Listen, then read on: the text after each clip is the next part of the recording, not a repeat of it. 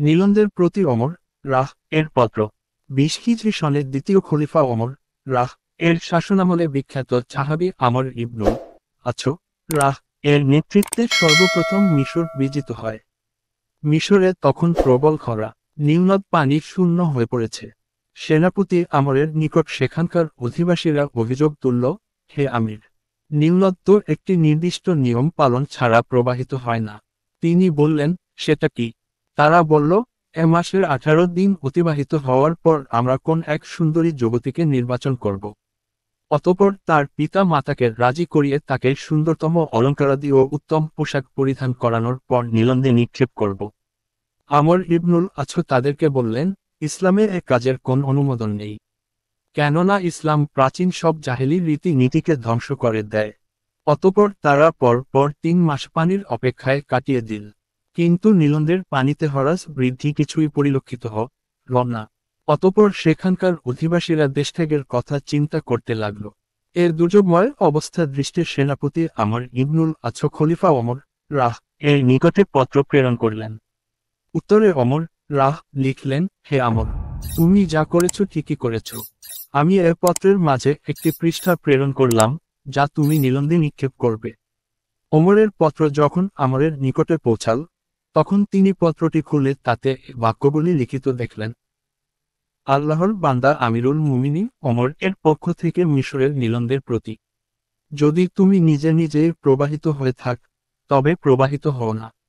আর যদি একক সত্তা মহাপরাক্রমশালী আল্লাহ তোমাকে প্রবাহিত করান, তবে আমরা আল্লাহর নিকটে প্রার্থনা করছি যেন তিনি তোমাকে প্রবাহিত করেন। অতঃপর আমর রাহ পত্রটি নীলন্দে নিক্ষেপ করলেন। পরদিন শনিবার সকালে মিশরবাসী দেখল, আল্লাহ এক রাত্রে নীলন্দের পানিকে 16 গজ উচ্চতায় প্রবাহিত করে দিয়েছেন। তারপর থেকে আজও পর্যন্ত নীলনদ প্রবাহিতই রয়েছে, কখনো শুষ্ক হয়নি।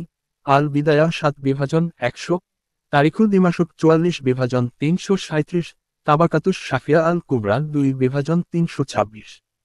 কুরআনের ইলাহি সংরক্ষণ, একজন ইহুদি পণ্ডিতের ইসলাম গ্রহণ। আব্বাসীয় খলিফা মামুনুর রশিদের দরবারের মাঝে মাঝে শিক্ষা সম্পর্কিত বিভিন্ন বিষয়ে আলোচনা সভা অনুষ্ঠিত হত।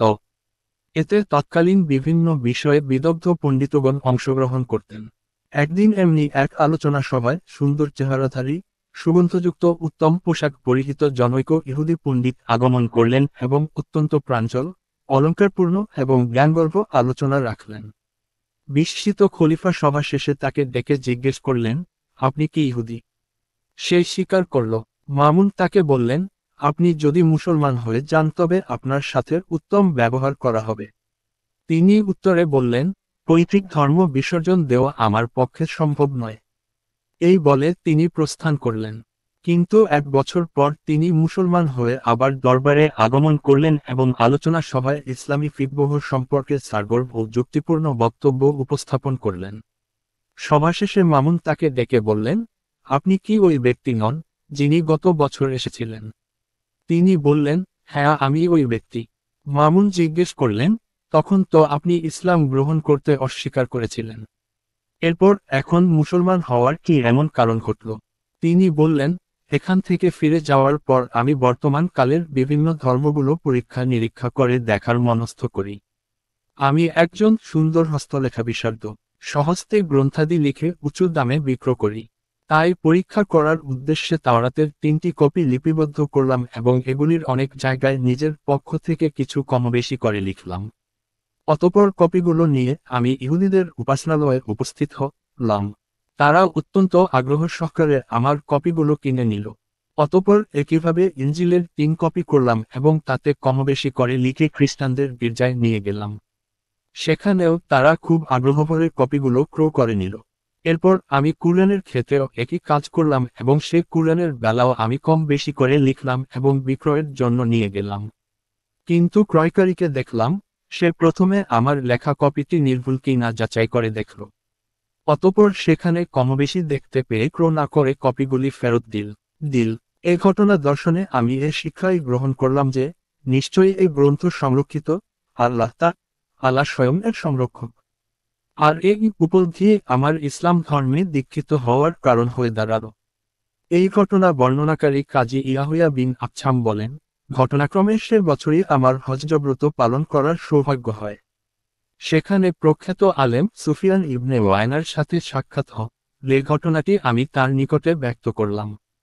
তিনি বললেন, নিঃসন্দেহে এরূপ হওয়াই যথার্থ, কারণ কুরআনেই তো চিরন্তন সত্যের সমর্থনে আয়াত রয়েছে। তিনি বললেন, কোথায় রয়েছে? সুফিয়ান বললেন, কুরআনে যেখানে তাওরাত ও ইনজিলের আলোচনা এসেছে সেখানে এসেছে তাদেরকে ইলাহি গ্রন্থের দেখাশোনার নির্দেশ দেয়া হয়েছিল এবং তারা এর রক্ষণাবেক্ষণে নিযুক্ত ছিলেন। মায়দা 5:44। অতঃপর যখন তারা দায়িত্ব পালন করেনি তখন গ্রন্থদ্বয় বিকৃত ও পরিবর্তিত হয়ে বিনষ্ট হয়ে গেছে। পক্ষান্তরে কুরআনের ব্যাপারে আল্লাহ বলেন, আমি স্বয়ংে উপদেশ গ্রন্থ অবতরণ করেছি এবং আমি নিজেই এর সংরক্ষক। হিজর 15:9। আল্লাহ নিজেই আমাদের জন্য কুরআনকে সংরক্ষণ করেছেন, ফলে তা বিনষ্ট হয়নি। আল মুনতাজাম ফিতর তারিখ 10:51, কুরতুবী 10:5, ইবনু হাজার লিসানুল মিজান 1:388।